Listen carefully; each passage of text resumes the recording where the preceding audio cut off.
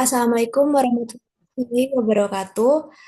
Selamat siang, Ibu Rini yang kami hormati. Pada kali ini kami akan mempresentasikan hasil kerja kami, yakni terkait jaringan pembuluh atau vaskular. Sebelumnya, izinkan kami memperkenalkan diri. Perkenalkan, dengan saya Gabriela Palma Aprilia dengan NIM akhir 049. Saya Sofin Rahmasari dengan NIM akhir 053. Saya Nabila Utiwardani dengan NIM akhir 072. Baik, sebelum masuk ke dalam pembahasan kita terkait jaringan vaskular, kita perlu tahu terlebih dahulu apa itu jaringan. Jadi jaringan itu merupakan sekumpulan sel yang memiliki bentuk, struktur, dan fungsi yang sama serta bekerja sama untuk melakukan tugas tertentu dalam tubuh makhluk hidup.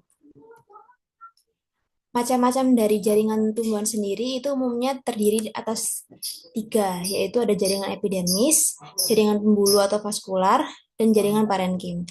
Jaringan epidermis sendiri itu berperan dalam pelindung organ tumbuhan yang biasanya terdiri dari satu lapis sel.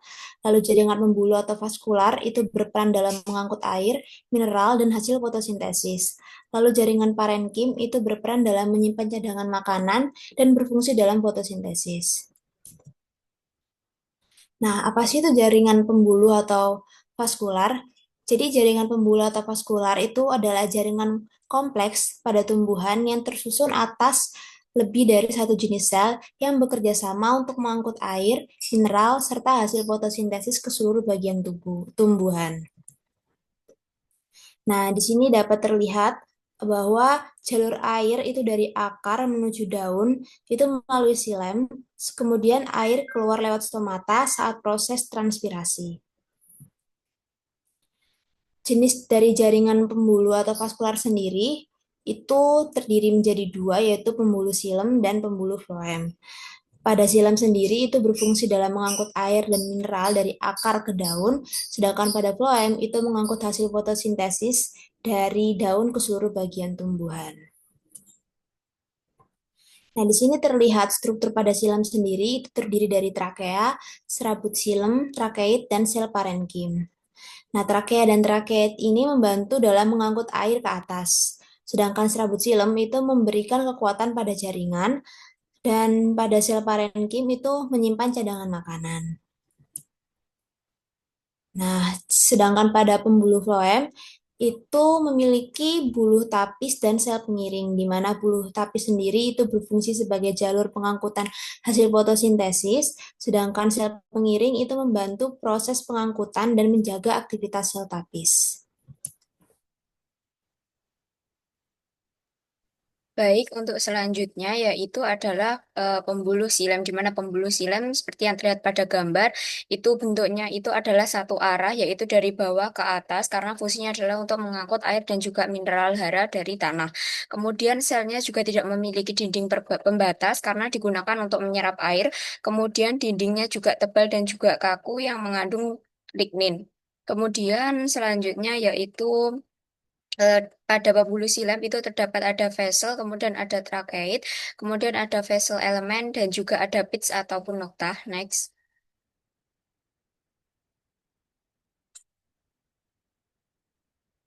Selanjutnya yang kedua yaitu pembuluh flame. Jadi pembuluh flame ini mekanisme kerjanya itu ada dua arah, di mana dia itu mengedarkan air dan juga makanan pada dari bagian daun ke seluruh tubuh tumbuhan. Kemudian sel dindingnya itu juga memiliki pembatas ataupun berpori. Seperti yang dapat kita lihat untuk struktur dari pembuluh flame ini ada companion cell, kemudian ada sheath tube member, kemudian sheath plate dan juga nukleus, serta ada sitoplasma. Next. Kemudian fungsi jaringan vaskular. Fungsi dari jaringan vaskular ini ada lima. Yang pertama yaitu mengangkut air dan juga mineral sebagaimana fungsi dari silem, kemudian mengangkut hasil fotosintesis atau sebagai asimilat sebagaimana fungsi daripada phloem, kemudian memberikan kekuatan mekanis dan juga menyatukan koordinasi antar organ serta distribusi hormon dan juga zat sinyal. Next. Jaringan silam. Jadi apa sih jaringan silam itu? Jadi silam itu adalah suatu jaringan pengangkutan tumbuhan yang berfungsi utama mengalirkan air dan juga mineral dari akar ke daun serta memperkuat tubuh tumbuhan. Strukturnya itu tersusun atas trakeit, pembuluh trakea, serabut silam, dan juga parenkim silam dengan dinding sel menebal lignin sehingga kuat dan juga kaku. Next. Kemudian fungsi dari jaringan silam. Dari jaringan silam sendiri itu yang fungsi utamanya adalah untuk mengangkut air dan juga mineral dari akar ke batang dan juga daun. Kemudian juga memberikan kekuatan mekanis pada tumbuhan karena dinding selnya itu mengandung lignin. Kemudian menyimpan cadangan makanan oleh parenkim silam. Dan yang terakhir adalah menyalurkan hormon dan juga zat terlalu tertentu ke seluruh bagian tumbuhan. Next. Selanjutnya yaitu struktur dari jaringan silem. Seperti yang kita bisa lihat pada gambar, yang pertama ada perforation outlet atau lubang perforasi. Fungsinya yaitu membuka jalan antara sel tumbuhan atau vessel member, sehingga air dan juga mineral itu dapat mengalir dengan cepat dari satu sel ke sel yang lainnya. Dan yang kedua ada vessel member atau yang disebut dengan trakea elemen pembuluh. Ini merupakan bentuk unit penyusun dari trakea yang berbentuk seperti tabung pendek yang tersusun dari ujung ke ujung membentuk saluran panjang untuk transportasi air dan juga mineral. Yang ketiga ada tracheids atau trakeit. Itu merupakan sel panjang dan bentuknya itu meruncing, sebagaimana yang bisa dilihat pada gambar di sebelah kiri. Dan itu fungsinya adalah untuk mengangkut air dan juga mineral secara vertikal maupun lateral melalui pits atau noktah sekaligus memberikan kekuatan mekanis. Yang selanjutnya itu fibre atau serabut silem. Bentuknya itu selnya adalah panjang, ramping, berdinding tebal. Fungsinya adalah sebagai penguat mekanis jaringan. Dan yang selanjutnya yaitu pits atau titik lubang kecil pada dinding sel. Fungsinya adalah sebagai tempat pertukaran air dan juga mineral secara lateral antara sel silem terkait dengan trakait ataupun terkait dengan vessel. Kemudian selanjutnya itu dinding sel. Fungsi dari dinding sel sebagaimana seperti umumnya yang memiliki struktur berupa lignin yang kaku dan juga kuat, fungsinya adalah untuk memberikan kekuatan mekanis serta mencegah keruntuhan saat ada tekanan negatif dalam transportasi air pada tumbuhan. Dan yang terakhir yaitu lumen. Lumen ini bentuknya adalah berupa ruang kosong di dalam sel, yaitu vessel atau trachea, tempat air dan juga mineral mengalir. Next. Selanjutnya itu transportasi zat melalui pembuluh silam. Jadi transportasi zat melalui pembuluh silam itu dibedakan menjadi empat tahapan. Jadi yang tahap pertama itu ada penyerapan air dan juga mineral oleh akar. Jadi rambut akar itu menyerap air dan juga dari tanah melalui proses osmosis. Sedangkan ion mineral masuk dengan cara transport aktif menggunakan energi. Proses ini itu aktif menggunakan energi sehingga ini disebut sebagai transport aktif. Kemudian proses ini membuat akar menjadi pintu masuk utama zat-zat penting bagi tumbuhan. Dan tahap yang kedua yaitu masuknya air dan juga mineral ke jaringan silam akar. Jadi air dan juga mineral yang sudah diserap tadi itu akan bergerak menuju ke pembuluh silam melalui dua jalur yaitu jalur apoplas atau melewati dinding sel dan juga jalur simplas atau melewati sitoplasma melalui plasmodesmata. Nah, dari sini air itu akan terkumpul di dalam silam akar. Selanjutnya, yang ketiga yaitu naiknya air melalui batang. Air dalam silam itu nanti akan bergerak ke atas karena beberapa mekanisme seperti mekanisme tekanan akar mendorong air ke atas, kemudian adanya kapilaritas membantu air, itu akan merambat di pembuluh yang sempit dan yang paling dominan adalah tarikan transpirasi, yaitu gaya hisap akibat penguapan air di daun.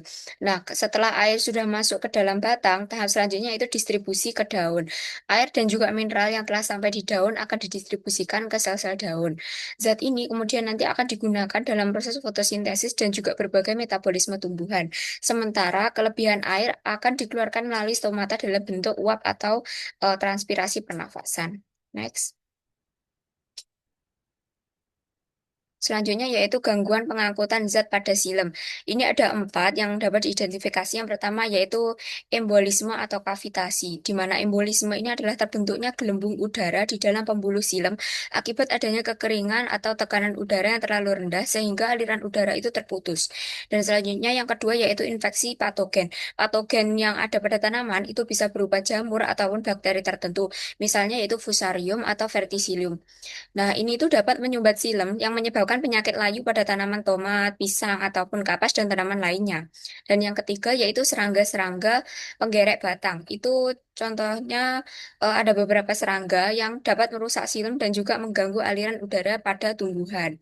Kemudian selanjutnya itu kekeringan atau garam stres, di mana kondisinya adalah menurunkan tekanan udara tanah sehingga memicu kerusakan permanen pada trakeit atau trakea. Baik, selanjutnya yaitu jaringan floem. Nah, apa itu jaringan floem? Floem adalah jaringan pengangkut pada tumbuhan yang berfungsi mengedarkan hasil fotosintesis atau terutama gula dari daun ke seluruh bagian tumbuhan melalui proses translokasi yang bisa berlangsung dua arah. Next. Nah, berikut adalah fungsi dari jaringan floem, yaitu yang pertama mengangkut hasil fotosintesis yang berupa gula atau sukrosa dari daun, distribusikan ke seluruh bagian tumbuhan, lalu mendistribusikan zat organik, hasil fotosintesis disimpan di akar, umbi, atau buah sebagai cadangan makanan, dan yang ketiga ada menyuplai energi untuk pertumbuhan, tunas, bunga, dan biji mendapat sumber energi dari aliran floem, dan yang keempat ada mengangkut hormon dan zat metabolit, membantu penyebaran sinyal kimia penting bagi proses fisiologis dari tumbuhan. Next. Nah, struktur jaringan floem sendiri ada beberapa bagian, yaitu yang pertama ada elemen tapis yang berfungsi untuk mengalirkan hasil fotosintesis atau sukrosa sama amino ke seluruh tubuh tumbuhan. Ada sheath plate, jalur lewat aliran zat antar elemen tapis. Selanjutnya ada sel pengiring, mengatur aktivitas elemen tapis dan membantu transportasi zat. Parenchyma phloem menyimpan cadangan makanan dan mendukung metabolisme phloem. Serabut phloem memberikan kekuatan mekanis pada jaringan phloem. Area tapis lateral memungkinkan pertukaran zat ke arah lateral atau samping. Plasmodesmata menjadi jalur komunikasi dan transportasi melalui molekul kecil antar sel phloem. Next. Nah, transport zat melalui pembuluh phloem sendiri berlangsung menurut mekanisme aliran tekanan atau pressure flow, yaitu ketika sukrosa hasil fotosintesis dari source cell dipindahkan ke dalam elemen tapis, yang menyebabkan konsentrasi zat larut meningkat. Nah, kondisi tersebut menarik air dari silem masuk secara osmosis, sehingga menimbulkan tekanan turgor yang mendorong larutan sukrosa air bergerak sepanjang pembuluh tapis. Selanjutnya, sukrosa diturunkan ke sink sel atau akar buah biji untuk digunakan atau disimpan sementara air kembali ke silem menjaga keseimbangan sirkulasi. Next. Nah, gangguan pengangkutan zat pada floem bisa disebabkan karena infeksi patogen. Nah, contoh yang konkret yaitu penyakit citrus greening atau CVPD pada jeruk. Nah, penyakit ini disebabkan oleh bakteri Candidatus liberibacter yang ditularkan oleh serangga kutu sirip. Bakteri menyerang pembuluh floem menyebabkan penyumbatan dan kerusakan elemen tapis yang mengakibatkan distribusi hasil fotosintesis terhambat, sehingga tanaman jeruk mengalami daun menguning, pertumbuhan kerdil, buah kecil, pahit, dan akhirnya mati. Yang kedua bisa disebabkan karena serangan hama penghisap.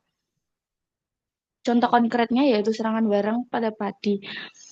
Barang batang coklat Nila parvata lugens menghisap cairan dari floem padi. Serangan berat menyebabkan kehilangan cadangan makanan dalam jaringan, menyebabkan virus tugro, dan memicu gejala Hopperborn atau daun mengering dan tanaman mati. Nah, yang ketiga yaitu disebabkan sumbatan pada elemen tapis. Contoh konkretnya yaitu virus mosaik pada tembakau dan cabai. Virus mosaik menyerang floem dan jaringan sekitarnya, mengganggu peredaran gula dan hormon. Hal tersebut menimbulkan gejala belang pada daun, pertumbuhan terhambat, dan penurunan hasil panen. Next. Selanjutnya saya akan menjelaskan tentang perbedaan pembuluh silem dan floem yang sudah dijelaskan oleh teman saya tadi. Yang pertama yaitu aspek perbedaannya, yaitu fungsi utama. Silem mengangkut air dan mineral dari akar ke daun, sedangkan floem mengangkut hasil fotosintesis yang berupa gula atau sukrosa dari daun ke seluruh bagian tumbuhan. Arah aliran dari silem satu arah, akar menuju daun, sedangkan arah aliran floem dua arah, yaitu daun ke organ lain atau cadangan ke organ tumbuh. Jenis sel penyusun silem terdiri dari trakea, vessel element, serabut silem, parenkim silem, sedangkan floem, elemen tapis, sel pengiring, serabut floem, parenkim floem. Kondisi sel pada silem, sebagian besar sel mati atau trakea dan trakea saat dewasa, Sedangkan kondisi sel pada floem sebagian besar sel hidup, elemen tapis sel pengirim. Dinding sel pada silem tebal mengandung lignin, kuat dan kaku, sedangkan dinding sel pada floem tipis dan tidak mengandung lignin. Next. Nah, kesimpulan dari presentasi hari ini yaitu silem dan floem berasal dari jaringan meristem yang terdiferensiasi menjadi pembuluh vaskular.